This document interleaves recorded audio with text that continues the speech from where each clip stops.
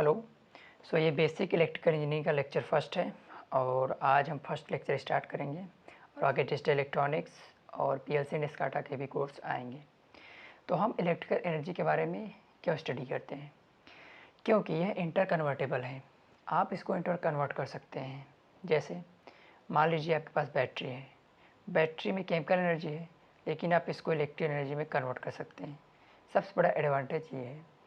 और आप इसको देखेंगे कि मान लीजिए आपका पावर जनरेशन कोलकाता में हो रहा है, ठीक, और आप इसको ट्रांसमिट करना चाहते हैं दिल्ली में, तो यहाँ पर ट्रांसमिट जो होगा वो बड़े आसानी से हो जाएगा, क्योंकि यहाँ पर आपका ग्रिड सिस्टम होता है जो 2012 में 31 जुलाई को ब्लैकआउट डे माना जाता है। उस समय क्या था कि जो ग्रिड थे वो सब अलग अलग जोन में थे। जैसे नॉर्थ ईस्ट में अलग ग्रिड था आपका, और नॉर्थ में अलग ग्रिड था, और साउथ में अलग ग्रिड था, वेस्ट में अलग ग्रिड था। तो ये एक प्रकार से क्या थे, अलग अलग ग्रिड थे। उस समय इंटर कन्वर्टेबिलिटी की सिस्टम नहीं थी, लेकिन उसके बाद से ये सिस्टम आ गया कि आप ग्रिड क्या है, आप ग्रिड के जरिए कहीं भी देश के किसी भी कोने में आप सप्लाई दे सकते हैं, कि और एक सिंगल ग्रिड के थ्रू, एक सिंगल ग्रिड के थ्रू आप कहीं भी करंट को ट्रांसमिट कर सकते हैं। तो ये सबसे बड़ा एडवांटेज है। जैसे कि इसमें दिया गया है कि आप ट्रांसमिट कर सकते हैं इलेक्ट्रिकल एनर्जी को easily from one place to another place, बिना किसी ऑब्स्टिकल के आप ट्रांसमिट कर सकते हैं, और लंबी दूरी पर कर सकते हैं। और क्या, कम खर्चे में कर सकते हैं। कम खर्चे में आप सोचिए लंबी दूरी पर कर सकते हैं। ये सबसे बड़ा एडवांटेज है। जैसे कि मान लीजिए आप करना चाहते हैं, आपका ट्रांसमिशन जो सप्लाई आ रही है आपके घर में, तो इसी प्रकार से आ रही है, वो कम खर्चे में हो रहा है। पैसा लगता है लेकिन कुछ कम खर्चा होता है, मोस्ट इकोनॉमिकल वे में होता है। इस प्रकार से ये होता है। जैसे कि आपको हम बता देना चाहते हैं, इलेक्ट्रिकल एनर्जी में एक फैमिली होती है। जैसे आप यहाँ पर आप देख सकते हैं, ये इसमें आप वोल्टेज होता है, यहाँ पर आपका करंट होता है, यहाँ आपके कैपेसिटर होते हैं, यहाँ पर इंडक्टर होते हैं, ठीक। और ये आपका क्या होता है, ये आपका रेजिस्टेंट होता है। तो जो वोल्टेज होता है वो पावर क्या करता है, डिलीवर करता है, लेकिन करंट जो होता है वो फ्लो होता है। और जो कैपेसिटर और इंडक्टर होते हैं वे क्या करते हैं, इलेक्ट्रिकल एनर्जी को स्टोर करते हैं। लेकिन रजिस्टर सबसे खर्चीला होता है। रेजिस्टेंट क्या करता है, वो पावर को डिसिपेट करता है, पावर को हमेशा डिसिपेट करता है। और यही चीज़ यहाँ पर दिया गया है, register always dissipate energy in the form of heat. Heat के फॉर्म में रजिस्टर क्या करता है, पावर को डिसिपेट करता है। देखिए ये रेजिस्टेंट का सिंबल है, ये आप थ्रेडिंग देख सकते हैं, और ये आपका मेन सिंबल है रजिस्टर का, जहाँ पर आप आगे न्यूमेरिकल में भी फेस करेंगे इस प्रकार के सिंबल को। तो ये रजिस्टर का सिंबल है। आगे जो होता है इंडक्टर, इंडक्टर भी एनर्जी को स्टोर करता है, लेकिन किस फॉर्म में इलेक्ट्रिक एनर्जी को स्टोर करता है, यह मैग्नेट के फॉर्म में स्टोर करता है, और मैग्नेट के फॉर्म में स्टोर करता है। जैसे कि मान लीजिए यहाँ पर करंट का फ्लो हो रहा है, ठीक, तो यहाँ पर स्ट्रॉन्ग मैग्नेटिक फील्ड जनरेट होगा, स्ट्रॉन्ग मैग्नेटिक फील्ड।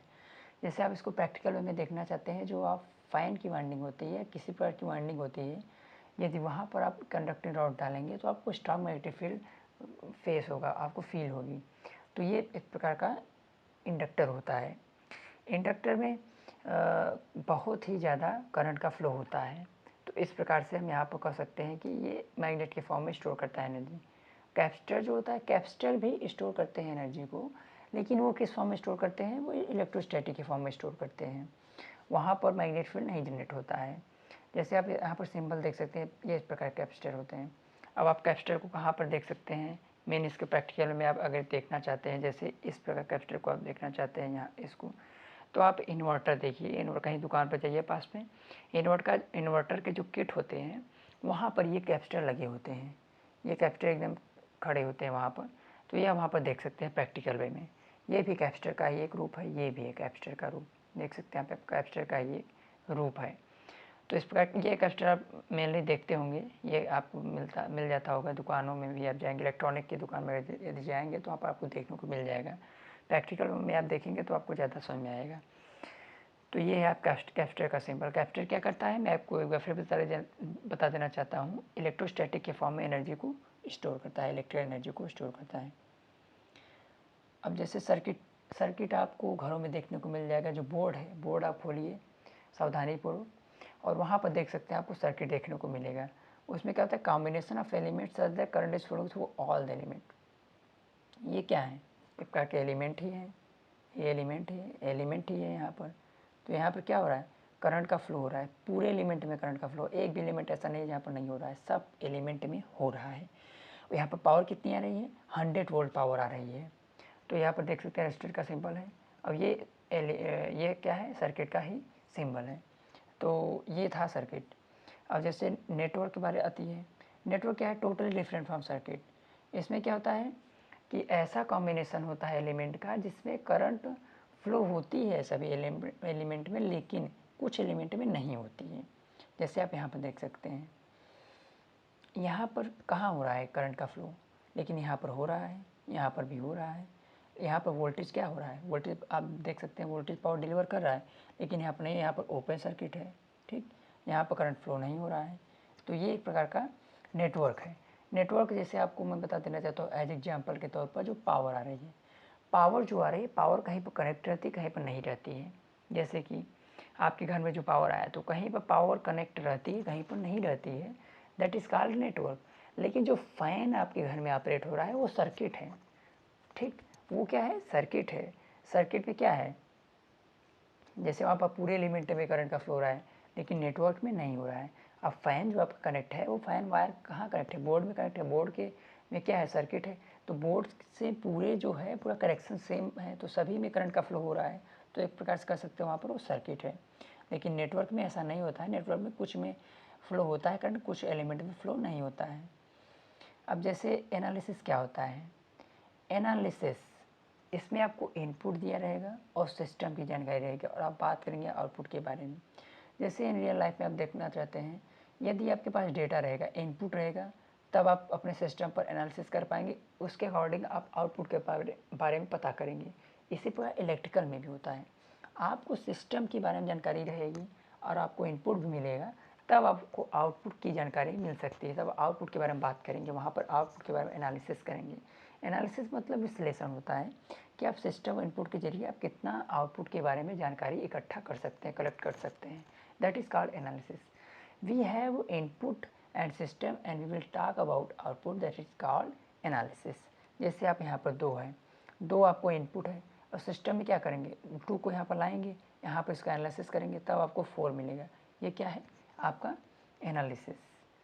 और जो आपका सिंथेसिस होता है, सिंथेसिस अपोजिट होता है एनालिसिस का। सिंथेसिस में आपके पास इनपुट भी रहेगा, आउटपुट रहेगा, और आप सिस्टम के बारे में बात करेंगे। जैसे जो बड़ी बड़ी ट्रांसफार्मर बनाने वाली कंपनी है, वहाँ पर क्या रहेगा, उन्हें इनपुट और आउटपुट के बारे में जानकारी रहेगी, वे सिस्टम पर पूरा काम करेंगे, सिस्टम के जरिए वो सेट करेंगे इनपुट हम कितना देंगे तो हमें आउटपुट इतना मिलेगा। तो वहाँ पर सिंथेसिस होता है। जैसे कि हमें मान लीजिए कि आपको ट्रांसफार्मर बनाना है, तो ट्रांसफार्मर बनाने के लिए आपको इनपुट पता है, आउटपुट पता है। अब आपको सिस्टम पर काम करना पड़ेगा कि हम इतना सिस्टम पर ऐसा कर देंगे तो ये हमें इतना जनरेट करके देगा। तो ये है आपका synthesis. Synthesis totally different from analysis. So we have input and output and we will talk about system. तो आज के लिए लेक्चर में बस इतना ही। आप लोग चैनल को सब्सक्राइब करिए और अपने दोस्तों को शेयर करिए ताकि वो लोग भी बेनिफिट ले सकें, और आप लोग पढ़ते रहिए, मेरे साथ बने रहिए, आप लोग को बेनिफिट होगा। और थैंक यू।